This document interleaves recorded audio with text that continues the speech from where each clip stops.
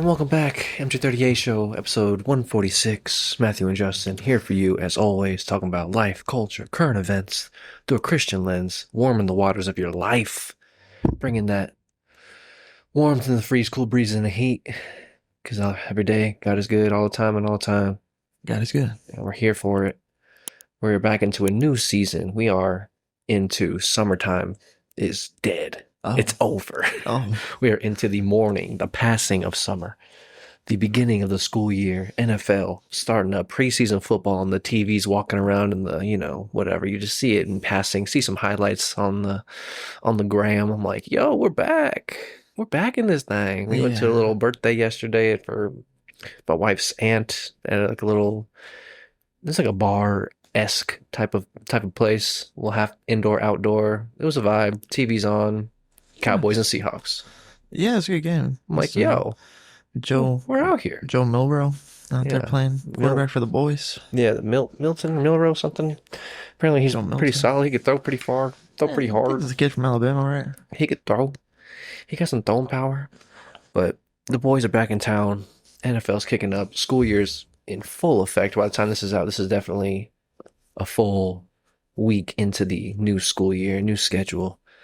Getting resituated, reoriented. It's super tight. I guess before we dive too far, you just want to hop in one quick prayer. Yeah, for sure. Set the stage, set the waters. If you want to join me in a moment of prayer. Dear Father God, thank you for this opportunity to podcast. And thank you for a great friend like Justin, time carved out of our week to get to see each other. Thank you for all the viewers that have found this podcast and continue to come back, for all the new viewers and the viewers we're yet to reach. I ask that just be a symbiotic relationship where they feel like we're providing some kind of value in our life. Please guide our hearts and guide our minds and guide our tongues towards talking about something that's not only funny, but maybe something that matters a little bit more. Help us have the frame of references and the heart and the integrity to talk about stuff in a way that would make you proud when we try to boil everything down. Help us to find that Christian axiom that we can lean on. Help us to have the right scriptures in our hearts and just to have the right intuitions and intimations to bring it and come to you with everything we have. In Jesus Christ's name we pray. Amen. Amen with it. New school year, new season, very palpable, very obvious, very much so. New things going on. We actually ended up having to call an audible. We were trying to get our daughter into a change schools for sure, but then whenever we went to like the meet the teacher thing, it was I guess the school that we had audibled her into was Dual Language Academy. So they have like Spanish is like a required course pretty much for everybody. Okay. And I think it's like kinder through 8th maybe or something like that. So these are maybe 1st grade. Either way though, the kids have been learning Spanish for a long time. So by the time they get to 8th grade, like we got her schedule and her schedule had like AP Spanish on it. It's like, she don't speak a lick of Spanish, dog. Not even like a little bit. AP Spanish is an all in Spanish class. Yeah, 100%. They're not like, hello, good afternoon, kids. They're like, hola, buenas tardes. Yeah. Like 100% in Spanish, everything. I think there was another class that she had that was also 100% taught in Spanish. And then, because, my wife was trying to talk to the counselor or to the principal or whoever to try to be like, hey, what's going on? She also had mariachi. That was one of her electives that was given to her. It's like, what the hell, bruh? She said mariachi and AP Spanish. Okay. Don't speak any Spanish. Okay. Yeah, what if she doesn't want to be in Mara? Did they ask her? Like, I didn't want to be in band. No, I think it was because like the new kids don't get to necessarily pick their electives. Ninja. Yeah, so that was kind of make me take mariachi. Unfortunate. So then so that was a conversation that led with the principal to being like, okay, so what's going on here? And he was more or less just saying that you can either stay and like try it out. We've had some kids like who've gone through the learning curve of going into Spanish taught classes with no prior knowledge and like willingly trying like going into there to learn and whatnot. But also we've had kids who have done the same thing and been like, yo, this is a little overwhelming for sure. So I'm sure learning is hard enough. And then I got to learn a language to learn the things that I'm trying to be learned and taught in this other language for this other subject. It's like, yo. So then we had he was like, well, there's another school in our district that is a monolanguage. So they teach Spanish, but it's not like a required course pretty much. Just so whatever, like, she's in Spanish. She's like in Spanish 1 or whatever, intro to Spanish. That's like a high school credit. I think Spanish 1 is required, but she's in middle school though, so maybe not in middle school. Yeah, in high school you have to take at least one foreign language. And then I remember in middle school, whenever we were in middle school, you could take one, or I guess we had Spanish, I think, and then that would transfer over to high school for the most part. So she's yeah, regular Spanish. But the dope thing about this new school is that it is like 5 minutes from the house. It's like Oh, downtown. It's oh, like in the heart of wow. the city. It's kind of It's weird. kind of weird. Yeah, it's a little Yeah. strange. It's like literally in like I work downtown. My wife works downtown, and now our daughter is going to school downtown. It's like I'm in San Antonio, bro. I'm School is like like little kid work. in there, bro. Yeah, yeah. Yeah, it's yeah, right. She clocks in, but yeah, it's tight. It's like doing some math because her old school and the other school we were going to take her to were both about 12 to 15 minutes away, Okay. but this school is about 5 to 7 at the Sure, most. sure. So it's like a round trip 30 minutes versus a round trip 10 minutes, 12 minutes. It's like, I'm saving 18 minutes like 5 times a week for like 30 weeks. It's a What? lot of minutes back, baby. A lot of wins there. A That's lot a of that's wins. dubs. That's fat My dubs. parents were like, "Take the bus, kid. I'm not wasting any minutes." I was a bus kid. For I sure, was a bus dude. kid for Against sure. my will. I Like I don't think I remember. was ever a not bus kid. I'm pretty sure I was always a bus kid until I got to high school. And then one of my homeboys, he would drive and he'd pick me up and drop me off. Yeah, there was a point that, like in middle school, I was getting rides from like a friend for a while because I lived like 5 minutes from it was like wasn't long, Hmm. and then there was no, yeah, like all elementary school, and then I would get rides in middle school, and then in high school, it was I think my dad drove me to school my freshman year, and then once I got my license, he was like, "I'm out, I'm out. I'm out." I'm done. I ain't trying to do that, bro. But yeah, I remember being like, "I don't want to ride the bus," and my parents were just like, "You bunch of stuff in life you're gonna have to do you don't like to do. Sucks, kid. Get used to doing stuff that sucks." Pushing, you gotta push yourself. Because, yeah, the bus is a little interesting. Some interesting characters on the bus sometimes. For sure, And the bus bro. dynamic is lame, dude. I remember, I got bullied on the bus. dude, I remember, what grade? This is like first to second grade. Okay, so like early, early, early. Yeah, like fucking trying to pinch my nipples and stuff. And Jesus. I was just like new to. I was just like, I guess this is school. I don't know. My name's Matthew. Give me that nip. Yeah, like one of my mommy and shit, bro. Like fuck that, bro. That's rough. I guess I don't really remember the elementary school days of the bus. I definitely had high school days of the bus that were freaking lame.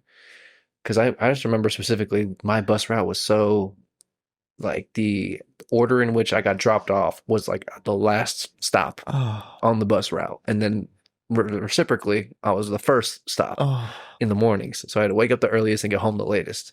that's ass. All That don't make freshman me want to year. quit bus. It was cheeks, bro. The whole bus was just cheeks the whole time.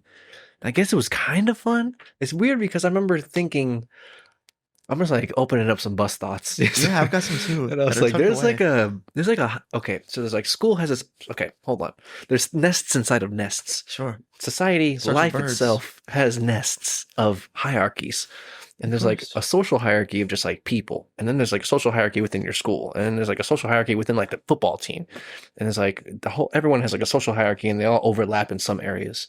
But there's like the school itself, and it's like tropotypically the jocks are like, I remember like in Fairly Odd Parents, they have like the graph of like the popular kids, like the rich kids, like the jocks.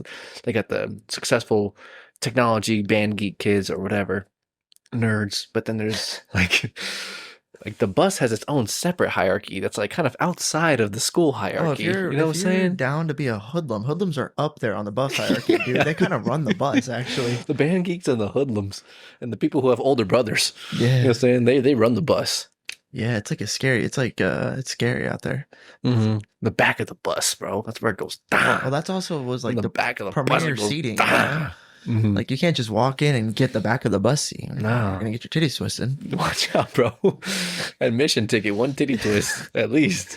for sure. But they're doing crazy stuff. One purple nerp. They're trying to smoke whatever whatever was going on back then. I feel like that was like Smoke? yeah, it was like the first thing I ever With seen. like fire? I've ever seen like kids smoking like a cigarette or something. Really? I found a half a cigarette by the pool. I've been saving it all day. Here we go. Oh shit, dude. That's our hoodlums at the bus, dog. I'm saying, bro.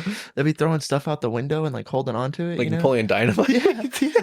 But trying to like, but I was gonna say we had the coolest bus driver, and I don't know if this was true, but that was like word on the street Okay. was Mr. Joe was the coolest bus driver, and Cool as in what?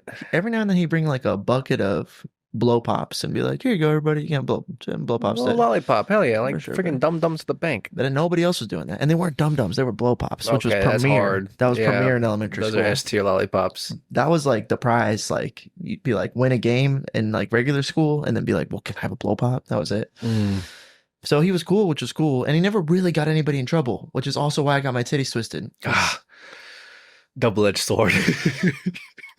Sorry, bus thoughts, please. Hierarchies. No, yeah, yeah, that's pretty much it. I'll, Weird bus kids. I'll have dreams where I'm And I on was my like, bus this route guy has sometimes. no. It's like he's running the bus. He's like got the clout in the bus, but I know that in like the social hierarchy of school, he's like a fucking catfish. You know what I'm saying? He's like a bottom dweller. Yeah. You know what I'm Oh, that's saying? funny. I thought you meant like he's pretending to be popular here. He's catfishing. But no. Both. Okay, yeah, cool. Both. Redefine the catfish Bars. term. Like that dude spits heat. As soon as he steps off the bus, he's a loser. Yeah. So on He the gets bus, his titties twisted. he's really twisting titties while he can. He's a twisty. Yeah, facts. And I rose that hierarchy on that bitch. Uh-huh. Okay, part of my language. But by like 3 grades later, I was way cooler than he was. Oh, just twist all kinds of titties. I sent him to the front of the bus. Mhm. Go sit up there, bro. Go sit up Mr. Joe, bro. Mhm. But no. I actually get worried about it because it was like a mildly. I'd be like, hey, if anybody's twisting your titties, you need to tell me, okay? Yeah. But like, I have a girl, so I wouldn't say it like that. Oh 'cause God, if dude, yeah, absolutely. yeah. But I'd be telling her like, I don't hey, want my daughter riding the bus. nah, I'd rather take her. And I don't make my dad. I think maybe also my parents were like, yeah, he's a young boy, he needs to toughen up. Get them titties. Callous up them tits, son. Dude, I would do that to my sweet baby girl. Oh hell no. I have this phrase in my head that says, like, how many times do I have to see my sweet little baby girl get her titty twisted before you do something about it? I can't wait to hit someone with that because they're gonna be like, oh my God, this guy means business. Once is too many. Yeah.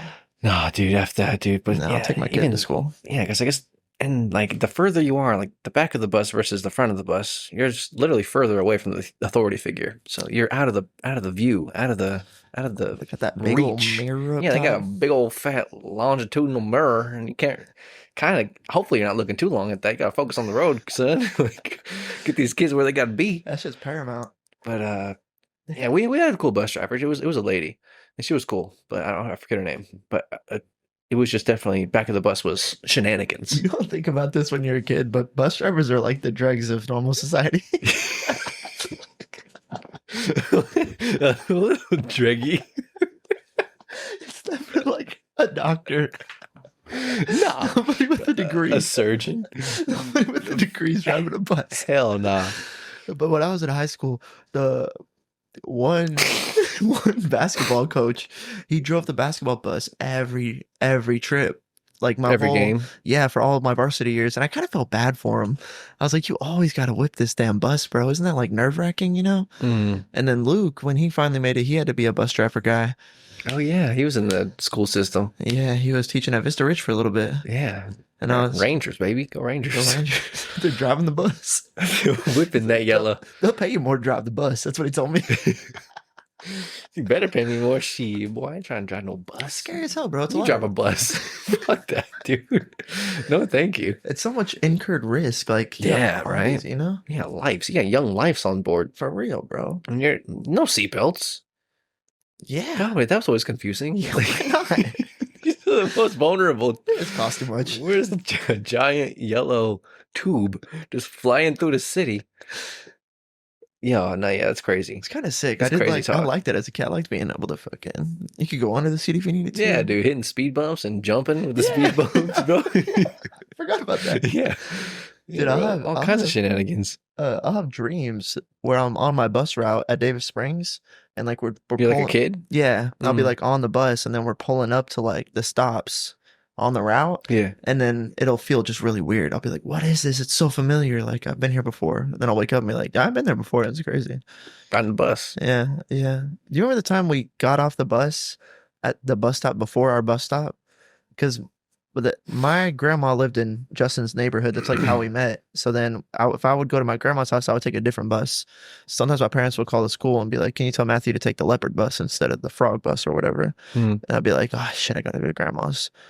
And then that was always just less fun. But one time, I'm pretty sure it was me and you, but maybe it was me and another kid, like, because Derek lived in Sycamore Springs in the back too. Okay, word, yeah, yeah. Yeah, and so we got off at like someone was like, "Hey, we're gonna get off right here, and then we're gonna race the bus to our bus stop." And I was like, "Okay, we're already in the hoodlum territory. I'm Let's down. do some hoodlum stuff. I need some street cred on this bus." Yeah, come on. We ran, and we got there, and the bus driver was so mad. The bus driver Really? lit us up, dude. It was a lady. It wasn't Mr. Joe because I'm riding the leopard bus, and she was like, "Don't you dare play around with the bus stops again. You get off on your bus stop. I will tell your parents. I'll tell your teachers." It's like, oh shit. She was mad because we got off on a different stop? Yeah, it was like you Palmer, and then you'd exit, take a ride on Palmer, and then there was like a apartment complex here, and then they'd let those kids out, then go a little more straight, like another like 100 yards Yeah. to the cul-de-sac where Sycamore Springs was. Okay. And then we'd get out there where we're supposed to get out. But then we just went she was so disproportionately mad. She was pissed. Bus driver shit, bro. I don't know what the fuck her life was like. Oh, dude. Golly God knows what that lady was going through and what she's going through today. Holy Christ. That's, yeah. We're just, it was just like a straight shot. Just like just trying to run, just like running Yeah, with there's the like bus. sidewalk. Yeah. It was fine. Come on. What the hell? Maybe there was like a big thing about kids getting off at their designated bus stop, you know? Okay, man. That's like a bus driver. Yeah, yeah, yeah. She's supposed to know who all gets off on this stop. Disproportionately bad. She was pissed. She was pissed. I was like, I'm not doing that again. Fuck She's that. going through some shit. She's going through some, personal stuff. Yeah, she took it out on some kids. Man, the bus. Kids are crazy though. I fucking get it, dude. Kids are good. Dude, Kids skin. kids are bananas. Oh. Kids are weird, dude. Kids are My kid's pretty good. just trying to figure it out, man. They're just little hoodlums. Just trying to push the rules, push the boundaries. Dem's had a freaking 3 days with a big old bite mark on her arm. Oh my God, daycare or sister or Daycare. It's fucking. She was mad at me when I was trying to get her to go to sleep earlier. Puganakua. She like was getting mad at me, and then she put her mouth like on my chest, and I was like, just didn't say anything. And she looked at me, and she put her teeth, but she didn't bite, and I didn't say anything. And she's like, and then she bit just a little bit, and I was like, "Babe's no biting. Come on, Come on." Now we talked about this. She's like, "Well, get up." It's like, God, kid. Just being a kid, dude. Part of it is she's facing past all the. She's asleep less hours per day as she gets older. It's like something that happens with babies. Oh yeah, yeah. Don't take naps really when you're in your teenage years. Like our kid doesn't take naps. Do you remember? Like, very seldom. Right, like you have to be exhausted from something. Yeah, or like a long day, or like whenever she first, like the first week of school, it wasn't even a full week. It was Wednesday through Saturday or whatever, Wednesday through Friday. So by the time Saturday came around, she was already like, I need to take a nap. Or like Friday afternoon when she got home from school, like being up at 5 or 6 in the morning, getting ready and all that, you know what I'm saying? Like adjusting to that schedule, take a nap here and there. But yeah, as they get older, the nap time is less and less, bro. It's like designated nap time in pre-K and kindergarten. That's what I was gonna say. Do you remember in kindergarten having? Yeah, yeah. And then, like, by first grade, I was like, you had like a designated mat. Yeah, like this is my mat, like mat 27. It's all me, baby. Yeah, we'd bring a towel for like a blanket. Okay, I remember I had this one red, blue, and green towel. Nice, nice. Nice. Core. Freaking jungle gym, hot monkey bars will burn your hands, tether ball. Oh, sand. Elementary school core. Jumping off the swing set, that was like, dude, that was lit. North core for sure. Dude, yeah, it's like how far could we jump, dog? Who could jump the furthest? Draw like a line. I gotta beat that. Teachers would be getting pissed. All getting pissed. Yeah. Yeah, dude, we did it. Yeah, kids are a whole thing, and I guess this bridges two thoughts. Or like I remember dealing with kids whenever I was at Texas State because I was after doing like the after school program at the YMCA working there. Yeah, I was doing YMCA summer camp and then doing the YMCA after school stuff. So I was dealing with kids that were kindergarten to in the summer camps like 8th grade. So like dealing with those kids for that long as well. Especially at summer camp. Same thing, bro. Yeah, same thing. It's just kids just being kids, always trying to play games. You know, we were doing the same thing, racing the bus. Like, yeah, there's always some kids that are doing like, what's the right word? It's like they want to break the rules. They want to do stuff that's like a little bit like dangerous, or it's like antisocial behavior. Like I didn't want to do that. I'm like, let's race. I mean, that's fine. But like at recess, I wasn't trying to do anything but recess. And I wasn't like looking forward to going to the pool to try to find a half-smoked cigarette, you know? Yeah, do you think that's like a natural thing, or are some kids just more rebellious in that regard, or is it like a learned behavior, or maybe just something that comes from? Does it all just stem from their parental I think it's attention-seeking household, behavior. Yeah, I think that like right? you don't. Um, I think if you there's I don't know exactly how to do it, but I think that if you have a good relationship with your kids, then they'll just be normal. Like I think that. I think so too. But I think they're coupled with that. I think there is like an exploratory, maybe not rebellious is the right word, but definitely an exploratory nature that we have that is maybe can sometimes lead to what can be viewed as rebellious, like just exploring the rules. You know what I'm saying? It's like, all right, don't go outside of whatever, or don't get on top of the whatever, like the half dome. You know what I'm saying? Like the half dome monkey bar kind of thing. It's like don't get on top of that. Yeah, don't climb on top of the jungle gym. Yeah, Play under the jungle and we're gym. like, yeah, it's fun up here. Come on, let me try it out. Why not? I think there's some kids that probably do have a proclivity to be that way. Yeah, and then I guess the original question, like, is that super disproportionately larger in other kids, or that it's more rebellious, or is that home life influenced? I don't Maybe know. I both. remember one Probably time both. my mom asked me like, "Could you be a good kid for me?" Because it's like kind of hard to be a parent, and I was like, "Yeah, I could do that. I can make that Sure. work." And then I was like, that was the vibe. It's like I was trying to like not get in trouble, or like everyone's gonna do some crazy shit. Like, I probably shouldn't do that. Hmm. That kind of stayed with me all the way until I was like 16 or 17, and then I started just sneaking out whenever I wanted to. And that was kind of like I played a good game for like a long time. Okay. But I'd like sneak out and go to a party, And he but had a car. yeah, He had autonomy. That was, lit or for sure. agency. There we go. But yeah, yeah. But then like, yeah, I'd sneak out of the window. My window was never locked. I came up with that plan in sixth grade. I was like, looked at my window and I was like, I'm gonna take the screen off this window just in case I ever need to. There's a fire. Doors locked, Quick escape. something. And then, yeah, Burglar. every time when the door was locked, and I'd be like, well, I took the screen off my window in case this happened. My dad would be like, well, don't do that, but go let us in. I'd be like, all right, cool. And then that was in sixth grade. Then by the time I was like 17, window was always unlocked, just like a little bloop, bloop, bloop, bloop. I even like moved all the rocks and shit out the way. But then yeah, drive to a party. But then I like wouldn't drink at the party. I would just be at the party. Like I wanted to do shit. Yeah. Yeah. Yeah. But then I'd still be a good kid. That way, in case I got in trouble, I'd be like, Dad, I kept it cool. You know what I'm saying? I mean, I gotta do stuff. You know what I mean? Come on. Society, culture, kids. You get it, Dad. Come on. We're The hanging out. only time he got mad at me was one time we won a big bar. We won a pretty big game. We played a school that won state in football 2 years ago. They're like really good. They were moved into our district, and then we were playing them in basketball. And I bet this kid Ty, or he bet me. He was like, "Y'all are gonna get your ass waxed." We're like 3-1 in district, and I was like, "No, we're gonna beat this team. It's at home. They're a football school. They're not a basketball school." He was like, "They're very fast, Matthew. They've got a lot of fast people, and we have not that many fast people. From what I know about basketball, you guys are gonna lose to the faster kids." And I was like, I guess speed plays a component in basketball for sure, but being fast don't get you points. if I'm gonna be honest, my friend Ty was also referencing the fact that they were bigger and blacker than us, Canadians. for sure. Which I don't. Again, I was sitting there saying, I don't think that's a factor. I Okay. think I don't see color. I think we're gonna win this fucking game. We got a bigger heart. He bet me $100, and then Damn. we won. Let's hoop. Facts. We took him to overtime. We won in overtime, and I remember like hugging my dad or something like that. And then I saw Ty start saying something in the crowd. I was like, "Yeah, and you owe me $100, man." Blah, blah. Started clapping off, and my dad's like, "What are you talking about?" And I was like, "Oh, they kept betting me $100. We want to beat that team." And then he went off on me. Your dad? Yeah, Oh no. super mad that I had like gambled. Mm. It's like, we're going straight home. Don't do that shit again, ever again. You want to play in college and you try to bet on your team or anybody's team. Blah, blah, blah. Went off on me. I was like, whatever, went home. And I was texting my girlfriend at the time who was going to school at A&M. And I was like, yeah, we beat Cameron Yo. Cherry on top will be hanging out with you tonight. And she's like, well, come on down. And I just freaking Like Bob Barker, bro. Prices are right. Come on down. Here you go, dog. hopped in the whip, drove like an hour and 45 minutes to A&M, hung out there for like 6 hours, got back in the car, drove an hour and 45 minutes, and I brought a change of clothes.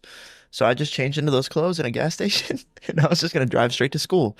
But then for whatever reason, my stepbrother, for whatever reason, he wanted to freaking come talk to me that morning. So he went into my room, and I wasn't there. This never happens. And then he was like, "Hey, The where's one time he comes in to try to tell you something in the morning before school. I usually leave before everybody, The Murphy's Law. bro, for real." And then They were just, my dad's calling me and he's like, "Hey, where are you?" And I was like, "Oh, I just went to school early, get some gym work in, something like that." And lying to his face, you know. Then, I Lying to was, his phone face. and I was kind of good about like, I'd be like, "Yeah, I'm on the road right now. I'm headed to school."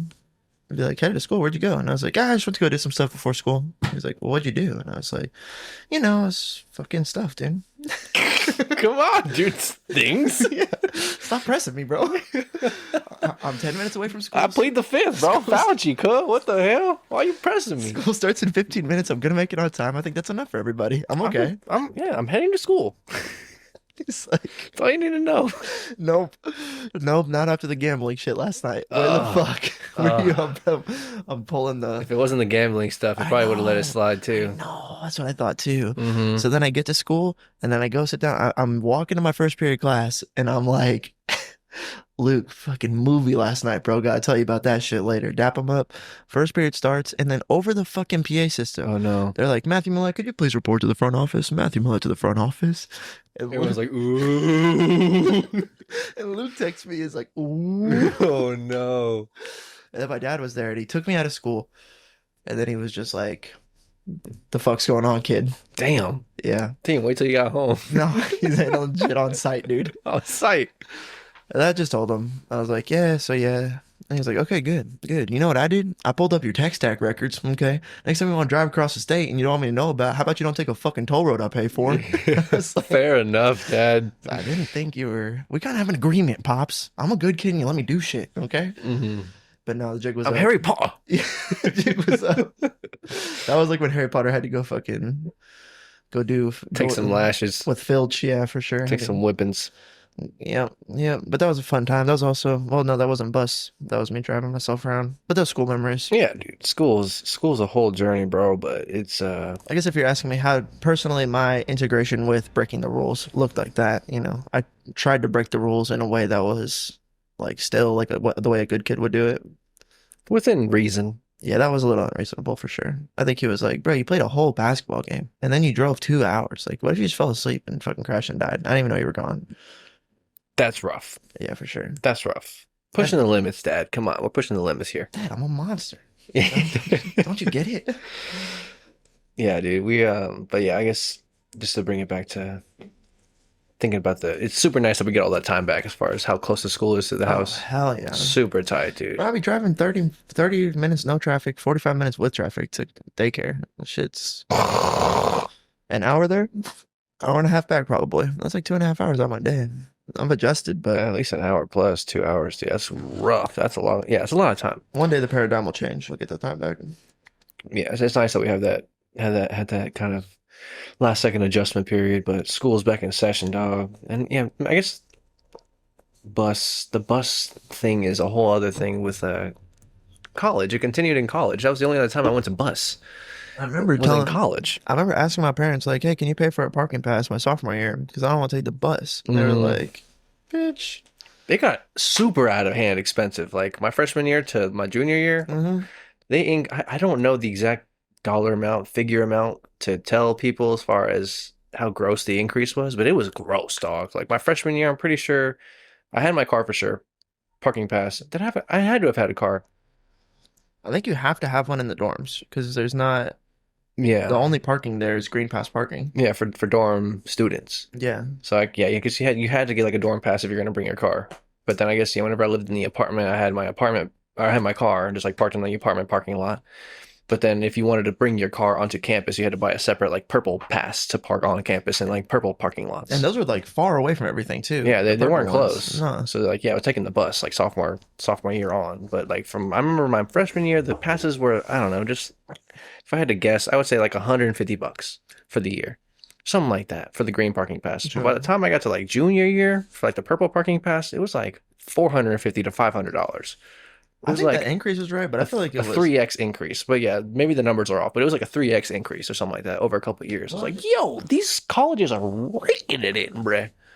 absurd. And there still was no parking. Oh yeah, you never find parking. No, dude. No, Like, it was cheeks. you go to the rec one because the rec, Like a parking garage. yeah, it was a purple pass lot. Yeah. So that was cool. That was like one of the only ones where you could like go to where you like without having to take almost like another bus after you parked. Mhm. But then yeah, you'd go first story, all all full. The second story, all full. And then you'd see other cars also fucking trolling for a spot. Sharking around, bro. Yeah.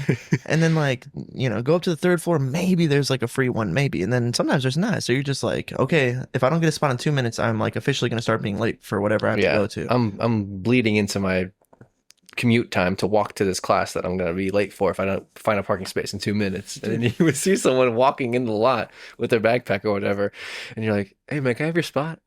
Yeah, be cool. Just walk with my car, make sure I'm the and then Yeah, sometimes like someone would ask me that and another car would like come around the corner, I'd be like, nah, it's him, yeah, right. he asked, bro. Yeah, that was a whole thing. Taking the bus into college too. No, I think the green pass was $500 when I started. Sounds about right. And then I think it was over $1,000 by the time I was a junior. To where it was Sounds like, about right. bro, I can't pay that. And my parents were like, we're not paying the rag. Take the bus, bro. You take a bus. You take a My fucking mom straight up bus. told me, like, you're not too good to take a bus. I promise you. Like, you came out of, and I'm not too good to take a bus. We're not those people, bro. You're taking the bus. You're Oh, taking the bus, kid. she'd fucking check me. She'd be like, if you don't wear these Gap clothes, if Gap's not good enough for you, we'll go back to Walmart. You should wear Walmart clothes until you feel like, comfortable in your own skin. We're heading down to Goodwill, son. Yeah, I was like, all Like, right, like mom. Goodwill clothes. What the hell is this? The fuck, mom? I remember I this. want to go to Goodwill. The hell? We used to have I get it now. Oh, yeah, I get it. bags, bro. I get it big Bags. time. Demi wears nothing but freaking Walmart tights, bro. Marshalls, baby. And I keep thinking one day she's gonna be like, want stuff that's not. Oh, absolutely. You know what I mean? She's gonna want Sephora, dog. You're fucked. It's rough out here for play and pimp. The girls want the Sephora, bro. They don't want to go to Marshalls. They don't want to even go to Ulta sometimes. You know what I'm saying? They don't. I guess sometimes they get HEB stuff, but for the most part, Sephora is what they want. That's absurd. Even at 13. That's absurd. I don't have there's no Sephora budget in my life. Hell no. Fuck that. It's expensive, dog. I guess haircut budget's similar, but I feel like that's more like nails budget for ladies. That feels tied in. Yeah. Even whenever they get their hair done. Dude, they like last week, whenever I tweaked my back, I was just chilling at home. I think it was last Friday, and I was just at home all day. Couldn't go into work. So I was just chilling, laying down, resting. And then my wife took my daughter to go get her hair done, like before school started or whatever. Yeah. And she had like dyed a streak of her hair, like purple or whatever, or blue for just being a kid, whatever. Her friends were doing Who it. cares? Kid stuff. Yeah. I'm sure it's not for trans kid support. Shenanigans, no. Shenanigans stuff. Being a kid. Oh, a sneeze demon is coming upon me. Try not to Okay. belt it out. Okay. Okay. Gotta fight them off real quick. We got to keep that under the red. We can't peek the baby mic. You can't beat the baby Mike. So they go to get their hair her hair done, her hair appointment. It starts at 10 o'clock, 10 a.m. 10 a.m. They don't get home until like 8:45 p.m. What the fuck? It That's was not- a ordeal, That bro. can't be normal. Dude, they didn't get out of there till like 8, a little after, like around 8 o'clock, and then picked up some food on the way back because it was fucking 8 o'clock. Yeah, because it was Like- the day was ending. 10 hours, dude. 10 hours. How can this be possible? Did she have to wait in line? She had to do, I guess there was some color correction that needed to happen because she messed up, or like the blue that she was using was not 100% like kosher as far as her hair. I've had to do that. The before. damage, whatever, trying to get it to be more like a blonde color. Yeah. It turned like green. Yeah, that happened. One You know time what we I'm saying? did frosted tips, and then we tried to take the frosted tips off, and we turned my hair green. Oh no. And then we had to put tomato sauce in my hair and For leave it in real? there for like an hour to get it back to let brown. it marinate. Some tomato sauce. I felt so fucking gross. I was like traumatized a little bit. I was like, why would tomato sauce in my hair? It smelled like a marinara head. That's like me and mom core. But anyway, sorry, go ahead. Oh yeah, that was just ridiculous. Yeah, so girls getting their hair done, whole ordeal, bro. Normally it doesn't take that long. That was like a special extenuating circumstance. But Sure. normally, even normally, it takes like 4 to 6 hours Yeah. at least, bro. Which is crazy. And it's like $200 to $300. I'm like, I feel like they're just railing those ladies. Like that's not. that's not right. It doesn't have to take that long. No fucking way, dude. Snip, snip, snip, snip. Yeah, it's like bangs, boom, split ends. Yeah. Say facts. the terminology, get it fluffed up, hit them with a little blow dryer. My hair. $200. Oh, we're in the wrong business. I'm like, yo, My Yo. haircut does take a good hour. Like, Yeah, mine takes like at least 45 to an hour with the beard and stuff too. yeah, yeah, So it's a little more understandable. for sure. But for the ladies, dude, yeah, it's a whole thing. It's a whole thing, bro. Freaking back to school, yeah, back to school shopping, haircuts, the nails, the makeup, the clothing. Dude, I want frosted tips again, by Clothing. the way. You do? Yeah, dude, I want the Yamel. Who? Yamel? What's Who's his that? last name? He's the next guy I up. couldn't tell you. He's the star of the Spanish soccer team. He's like 19 years old. He's a FC Barcelona star. Okay, World Cup guy. Yeah, yeah. He's like Bringing the frosted tips back. yeah, yeah. Okay. Yamel. Like Here. Sugar Ray. Well, let me just put you. This guy is like a global superstar status. Okay. He's like young, 19. He's like the next Ronaldo. Okay, wow. Yeah, I didn't. I watched the World Cup, but I wasn't like heavily invested into the World Cup, so I'm not. All I remember is like that Holland guy, the Holland guy from Holland. Oh yeah, yeah. He was big this year. He was a big thing. He was The blonde popping. guy. Yeah, yeah. He was. He looked like a Viking. Yeah, people were buying his jerseys. But this is Harry Kane. yes, Heard of that name before? for sure. This is a Lamine Yamal. And Lamine Yamal. he is a superstar for sure. This is his hair right here. This is what he looks like. I mean, he's a fucking kid. 19-year-old kid. Okay. Frosty tips. Yeah, I Dirty, seen how he does dirty it. blonde. Or like a video. I don't know if I'd get it done like this, but he puts like a cap over his head and then they poke like holes in all the cap and then they pull out just a little bit of hair into all the caps and then they like dye those hairs Mm. and then let it stay or bleach them and then take it off and then it's like that's like the Brazilian way to do frosted tips. And this guy's from Spain, but he did the Brazilian. It's like so I'm saying this is like beyond America. You know what I mean? This is global. Global shit, yeah. This is global. But Global he's hairstyle. I guess that's an old picture because this is what he looked like in the. Does he have like longer hair like that? Oh, well, okay. Yeah, yeah. But it looked cool. It looked super cool. I mean, he's swagging to the death of him for sure. And yeah, Swaggy P. he's on Ronaldo level of fame. And then yeah, he freaking helped them win the World Cup. They got the dub, bro. Yeah, 19 years old World Cup winner, top of the world. Frosted tips. Sorry, go on, please. No, dude, just school stuff. Riding the bus. Taking the freaking bus, dude. School's new season. That's pretty much all that was rounding out that thought to bring it back to a initial starting point. Summer's done. I got one more bus memory that's over. super core in my heart. Yeah, let's go. It's like after my surgery, I was on Xanax because I had legit anxiety.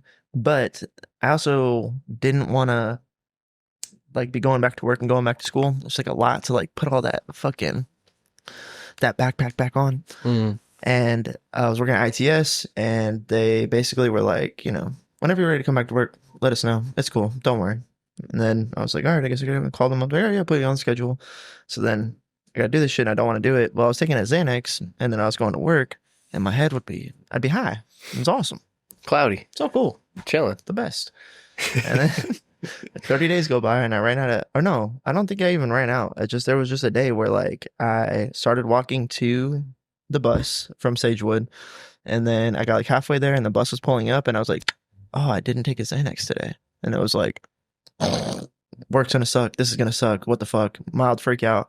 And I was just like, and I just decided, I was like, fuck it. And I turned and I ran like for the bus. There was like no, I wasn't, I guess the other thing too is like I wasn't, I would have missed it if I didn't run, even though I was halfway there. So I just like, fuck it, ran down there, got on the bus, and then I stopped taking Xanax that day. And I was like, didn't do it anymore. But that was like super core right there. I was like, you're kind of being a bitch. What's going to happen? You're going to take drugs for the rest of your life every time you need to go to work? I was like, nah, fuck it. I ran so hard. Run away! I ran so hard for that bus. Just ran it out your system. Yeah. I made it through work and I got over that shit. But it was thanks to the bus.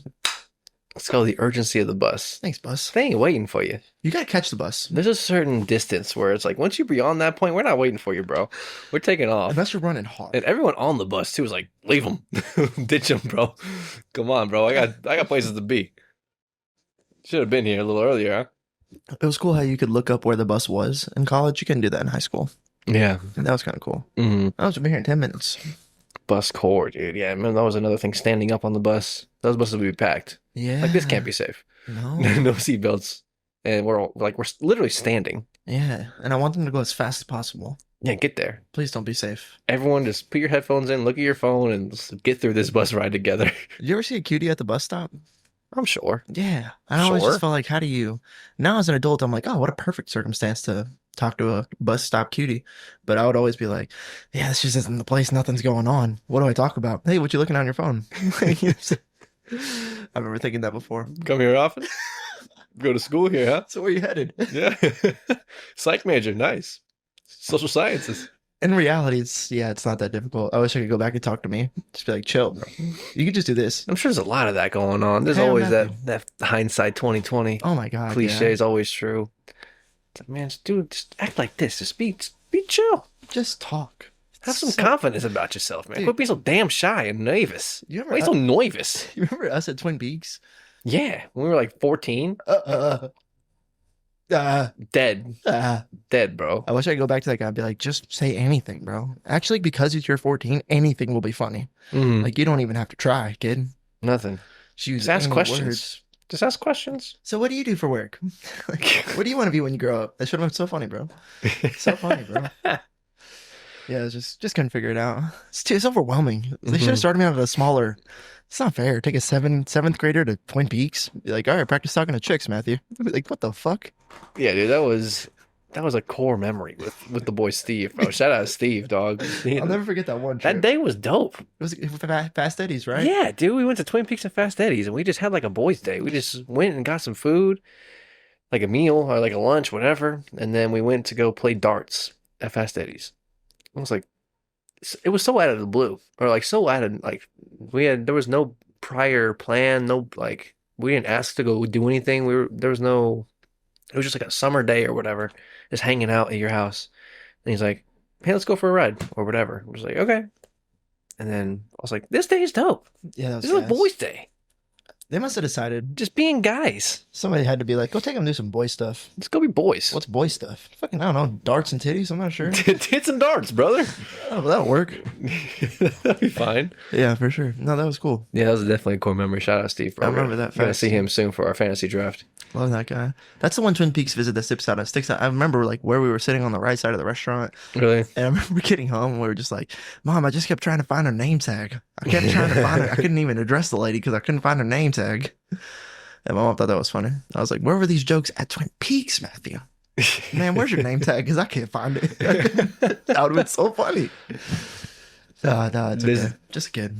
Yeah, that was a Twin Peaks memory. The only other Twin Peaks memory I haven't really been there very often or very many times in my entire life, but two memories I only have of that place are with you and I guess and Steve for one, and then with your mom and Steve, I think for the other one. The other one's the Andrew Luck game, right? Yeah, Andrew Luck comeback against KC in I think it was the just my mom there. playoffs. I don't know. Maybe Steve was there too. And we were like new to smoking. We wanted to go smoke so bad. We never had a large amount of smokable stuff before, and we finally had a large amount, like more than like, one sitting's worth. And we wanted to go relish in it. Yeah, just go blow dro. So bad we wanted to go blow some dro. I remember the look on my mom's face like, could you just be my kid for 15 more minutes left in this fourth quarter? Oh yeah, they were down by like 35 at half or down by 28 at half or something crazy. She was like, if we don't score right here On this drive, I'll understand if you want to leave. The other thing is, we were going to Twin Peaks all the time. I'd been to Twin Peaks with my mom for like 14 of the 17 games because I kept going home to church to go see my dad preach, and then I would go to Pflugerville for the Sunday games, and then go back to San Marcos for intramurals in the nighttime on Sundays. And that was like my Sunday routine. So I was just doing that like all. So then it was also like, oh, like this whole season of Twin Peaking is going to be over. This is the playoffs. Yeah, like don't, it was more than, and I was like, all right, yeah. All right, one more drive. What could that hurt? Little did I know I was signing up for one of the best memories of my life. Yeah, that game was lit. Greatest comeback. It was the largest comeback in playoff history at that point. So sick. Andrew Luck was the boy. Surreal. They were going hard. Colts were dope. Yeah, that's cool that those are stand out. When you think of Twin Peaks, you think of that. Because I think of Twin Peaks. Those two for like sure. a bunch of memories. That's it. That's Steve all I loved got. they've got a thing up there that says 31.9 degrees. That's the temperature of the draft beer. And Steve would be like watching it because sometimes it would be like 31.7. It's like, oh, it's crisp today. Oh, that's frosty. Whoa, that'll burn your chest in a good way. The other times it's like 32.3. It's like, it's not the same. It's Mm-mm. not the same. Mm-mm. Crispy beers. They got a really good chicken sandwich, and their fries are like my favorite fries. I do like the seasoning that has like a little bit of like paprika or something in it, a little red on the seasoning, Yeah, so yeah, it's yeah. like a little spicy, Yeah, not yeah, yeah. spice, but like more than salt. Yeah, got some heat on it. Banger, Got a dude. little, got a little extra dimension. Yeah, a little edge Yeah. on the fry. A little bit of shenanigans with them seasonings. Great fries, The amazing allspice. fries. Bro, there was, I guess, so more or less rounding out the initial thought of new season, summer's dead, football's back, fall time is coming up. We're rushing into the new holiday season again before you know it's gonna be Christmas. But there's one cultural event that just happened. I'm not sure if you heard it yet, but Hayden Panettiere Oh my god, died, bro. dude! Last night Yesterday. I'm looking at this shit Last online. night. What were your thoughts?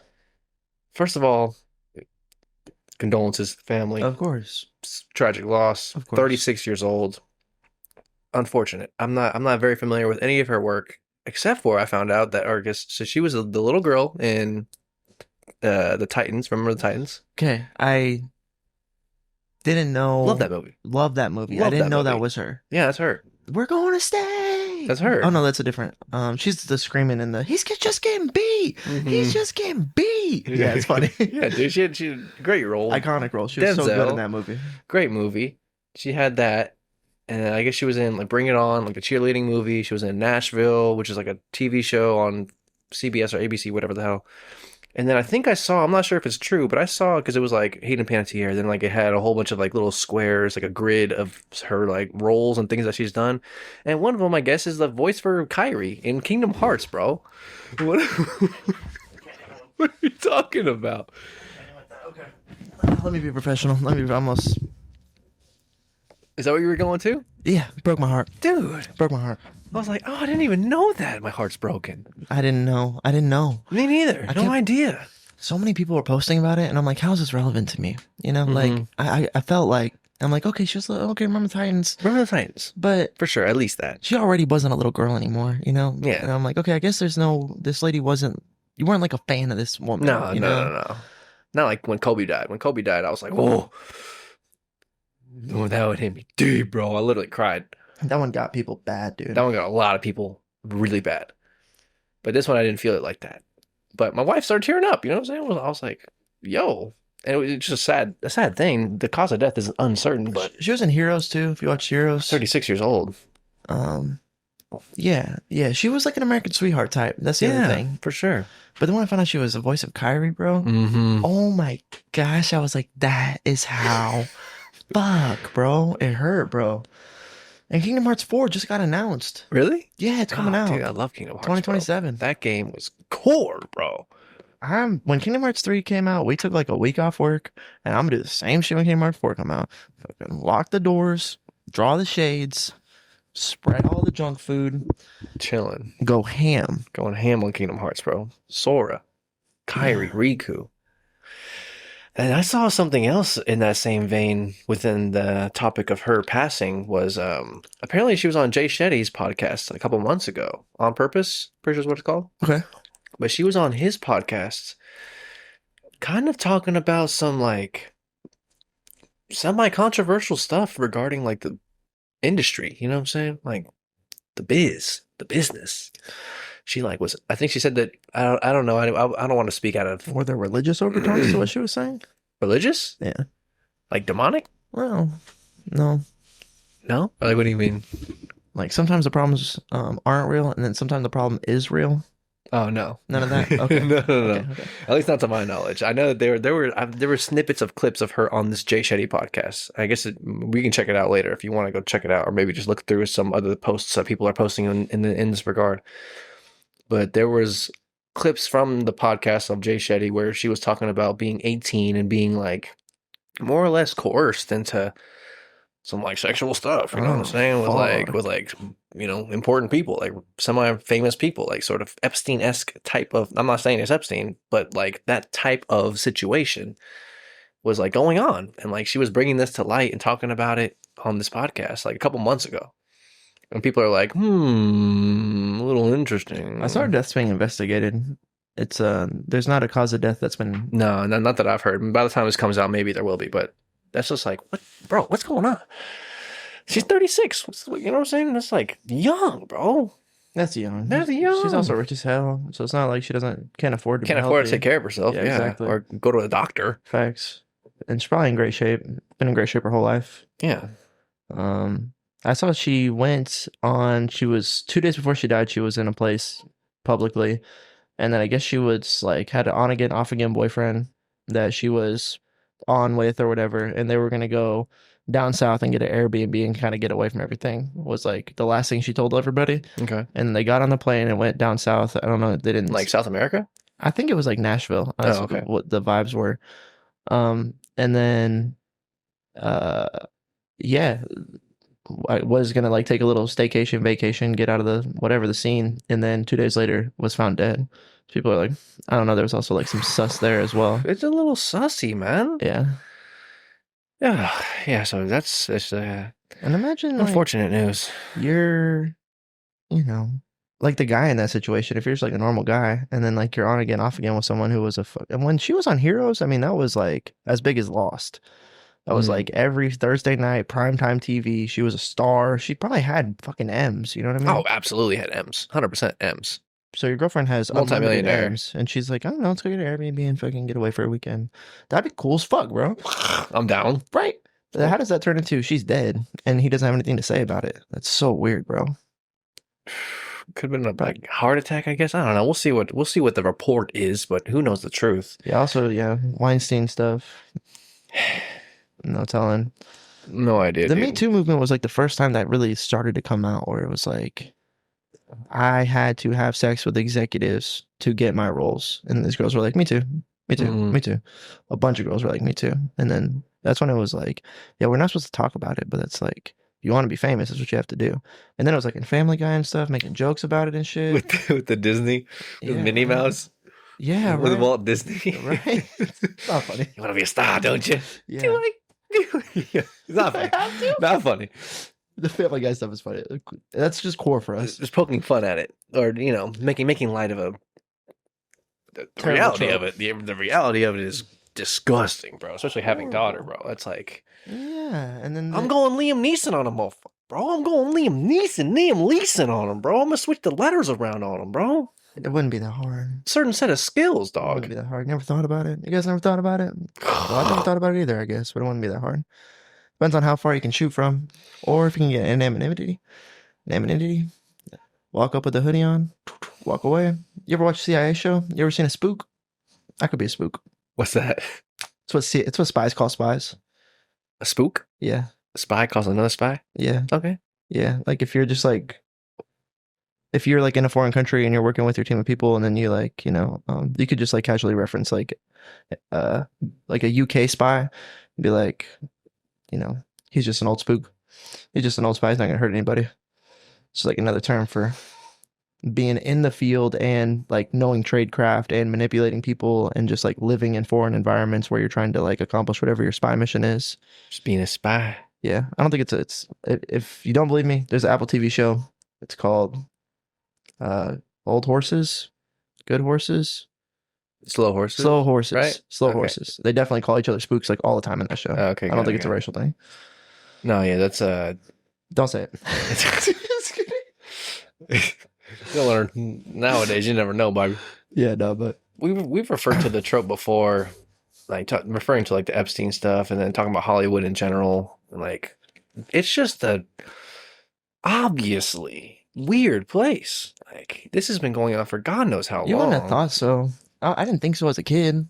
Oh no, But then- you don't think about that. You seen the Drake Bell stuff? Oh yeah, dude. I mean, dude. I've seen it in like reference to it's come across the information has come across my matrix, where I know that Drake Bell has experienced some sort of like sexual abuse in his Nickelodeon days. This is like Drake and Josh. We're talking about like Amanda Show. We're talking about like Amanda Bynes went crazy type of shit, like with Dan Schneider or whatever. Yeah, the iCarly stuff. Dan Schneider on iCarly. iCarly is a weird, or not like Dan Schneider was like the executive producer, I'm pretty sure, of a lot of these very, very popular Nickelodeon kids shows, starring like Amanda Bynes, Josh, Drake, Miranda Cosgrove, and there's other like young actors and actresses.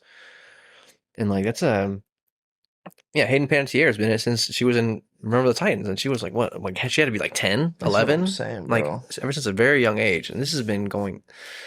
This goes crazy. It goes crazy deep, bro. It's like I guess part of the question I was roundabout trying to ask was like, do you believe in or like what do you make of that or like her claims that she's talking about or the things like what is maybe not even is it real or like is it valid, but what do we do about it? What do we feel about it? How do you feel about it? What Co- can be done about it?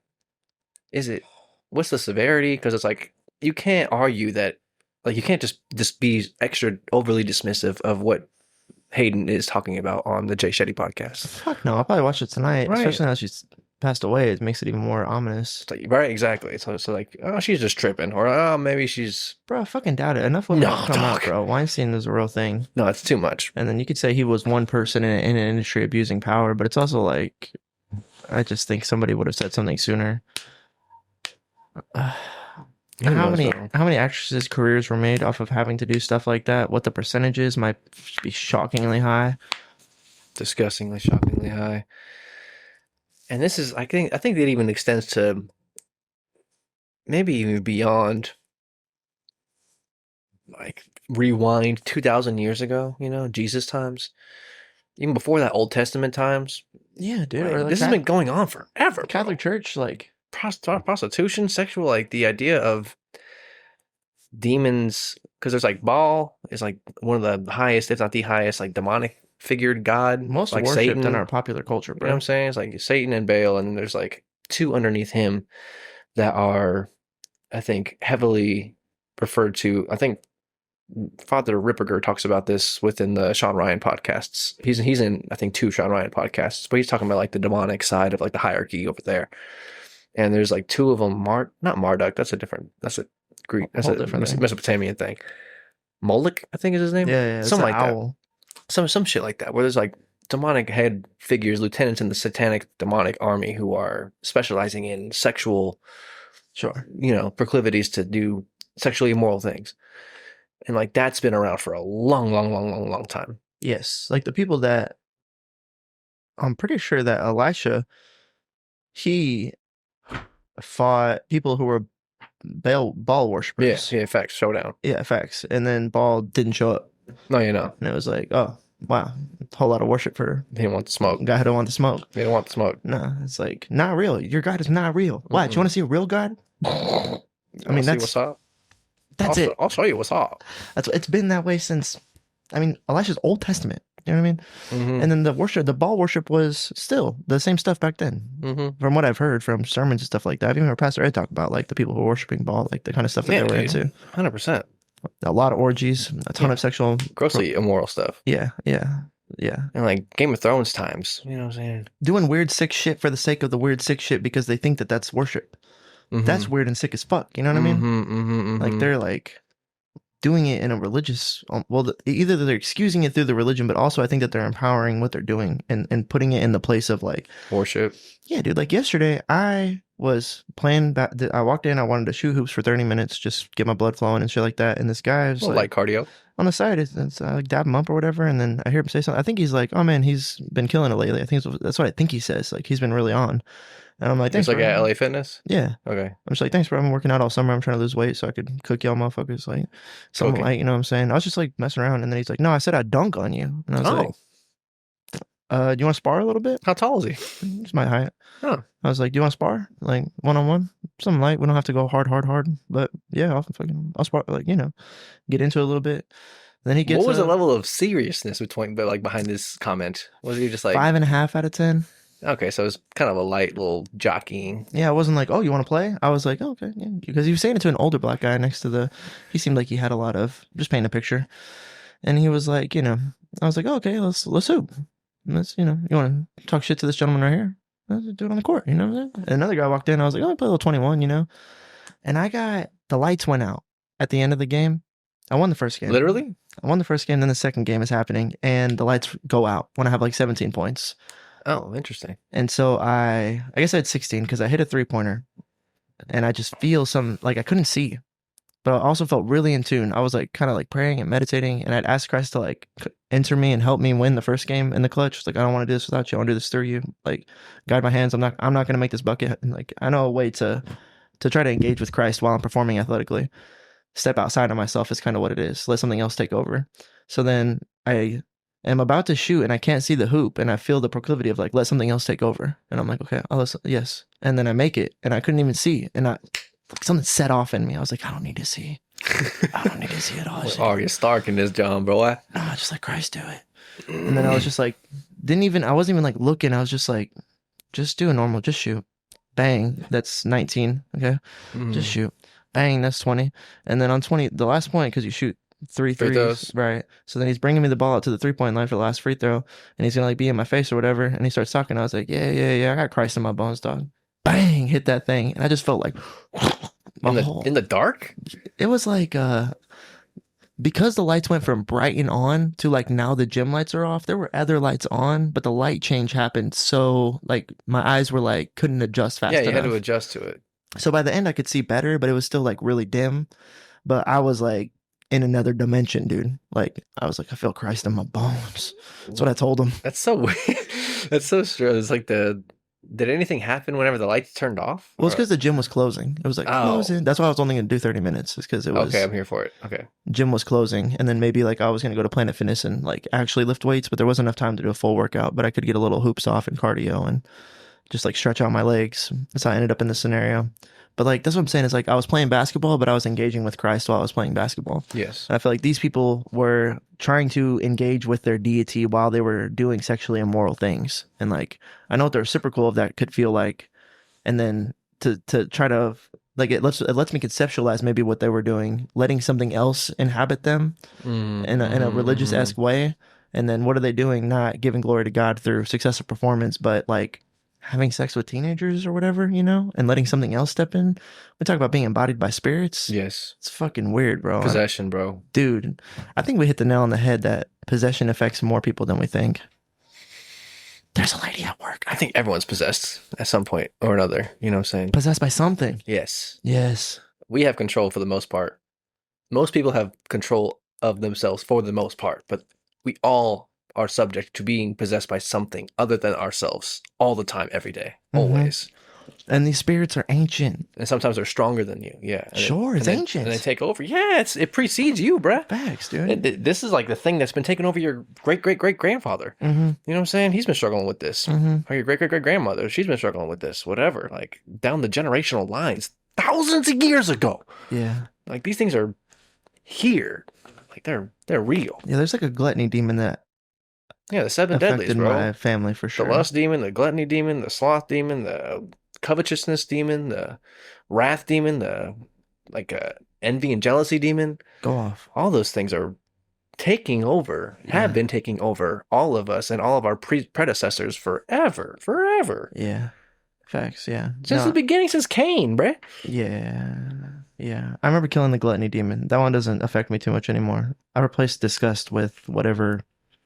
It disgusts me when I see people like my family, and I don't tell them like you're fucking disgusting, but when I see him like my dad not taking care of himself, it like makes me kind of, I'm like, dude, you gotta eat more than oatmeal. Like, you know, you're not doing this properly, or like now you're binging because you've been like starving yourself, and now you're binging, and that's a bad habit. And I'm like, you can't be like I don't fall susceptible to that anymore, but I haven't beaten all the demons by any means. Oh, yeah, no, it's a never-ending quest. Yeah, facts. Never-ending quest.